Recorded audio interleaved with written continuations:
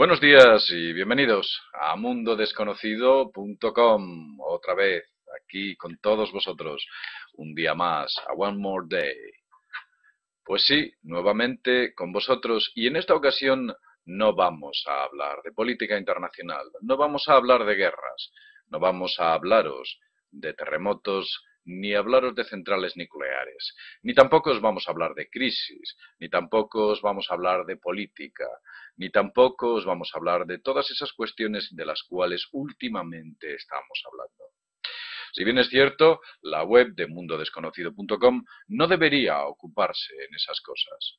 Aunque, como ya he dicho en muchas ocasiones, existe una teoría de los campos unificados por los cuales ciertas cuestiones están vinculadas más o menos. Todo tiene un vínculo.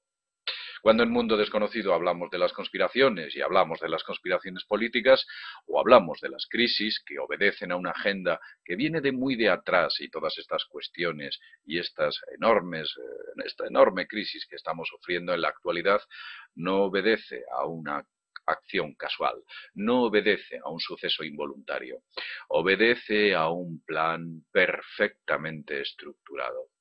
A lo largo de los videoprogramas y audioprogramas y artículos de Mundo Desconocido hemos hablado de ese gran plan. Si rebobináis y veis en los históricos de Mundo Desconocido, veréis que muchas de las cosas de las cuales estamos hablando ya hablábamos hace tiempo, ya las predecíamos, sabíamos que esto iba a llegar. Hay una línea de fuerza, un vector que nos indica una dirección y el final de esa dirección evidentemente es en el punto en el que nos encontramos en este momento.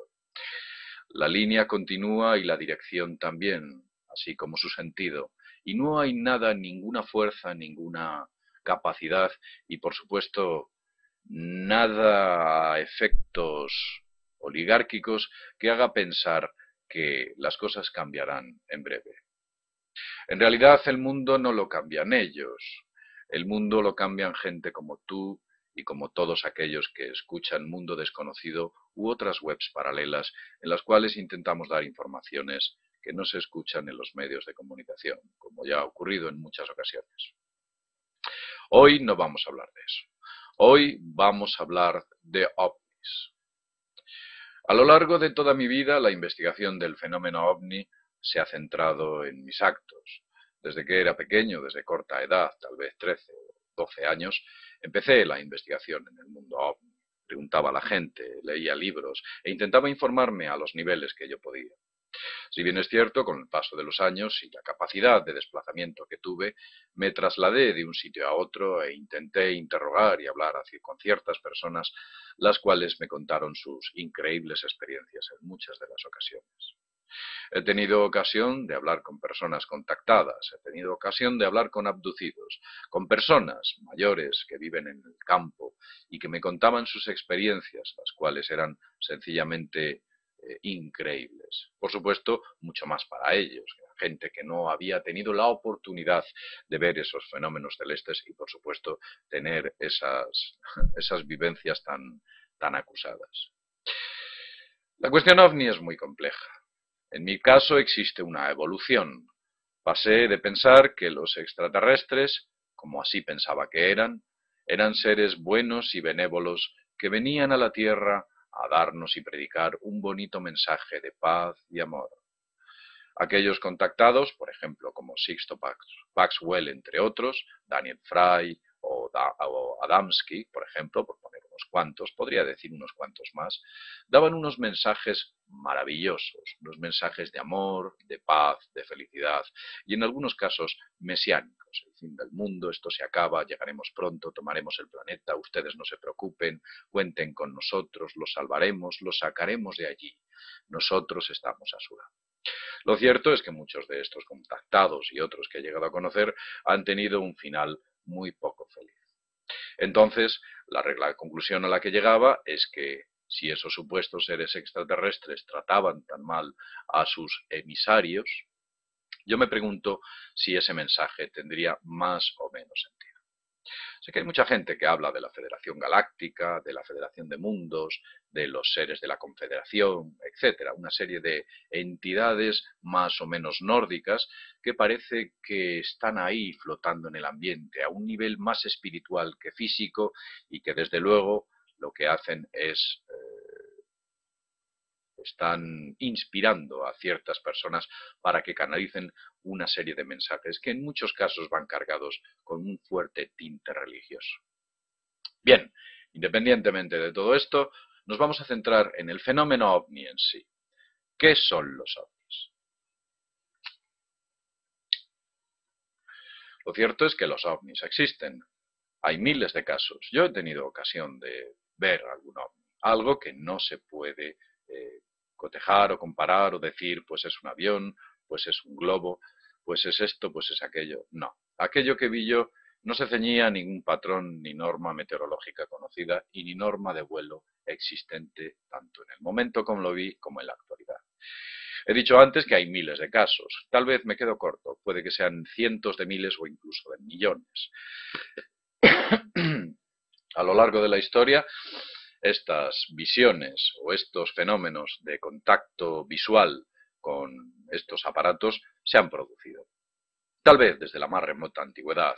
Es posible que incluso en Argelia, en los desiertos de Argelia, donde se reflejan esos enormes dioses marcianos, bueno, pues quizás nos estén dando la clave de que ya hace muchos miles de años había una serie de entidades que desde luego interferían directamente con el hombre. No solo los veían, sino que esas entidades capturaban e inseminaban a muchas de sus mujeres. Esto aparece en los desiertos, esto aparece en las rocas pintadas a lo largo de la historia en la más remota historia gráfica del hombre. Muchas de las epopeyas y muchos de los libros sagrados, así como las leyendas, cuentos e historias que se remontan a decenas de miles de años, quizás miles de años sencillamente, hablan de esos seres que llegan del espacio, esos dioses poderosos y que intervienen sobre el hombre. En algunos casos dándole una forma divina, en algunos otros casos dándole al hombre una forma de inteligencia, en algunos casos ofreciendo al hombre el conocimiento y en algunos casos utilizando al hombre como herramienta. Quizás este es el mayor de los casos que podemos observar. El hombre es una herramienta. Si bien es cierto, aquella gente veía aparatos en el cielo que interactuaban con ellos. En la actualidad sigue sucediendo a otro nivel. Ya no son dioses, son extraterrestres. Pero ¿realmente son extraterrestres? En mi estudio llegué a tres conclusiones claras, que no son mías tampoco, porque en realidad hay mucha gente que ha llegado a la misma conclusión. Esos seres o esas entidades provienen de tres puntos diferentes. Uno de ellos es el espacio exterior. Esos seres vienen de otros orbes, otros planetas, tal vez ubicados en nuestro sistema solar o quizás a cientos o decenas de años luz, de sitios muy lejanos.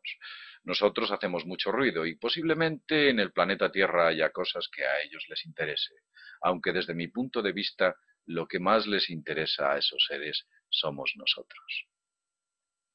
He hablado de la parte extraterrestre, de los seres que viven fuera de nuestra biosfera. Pero démosle otra oportunidad a otras teorías. Algunas personas dicen que pueden ser seres que viven dentro de nuestro planeta.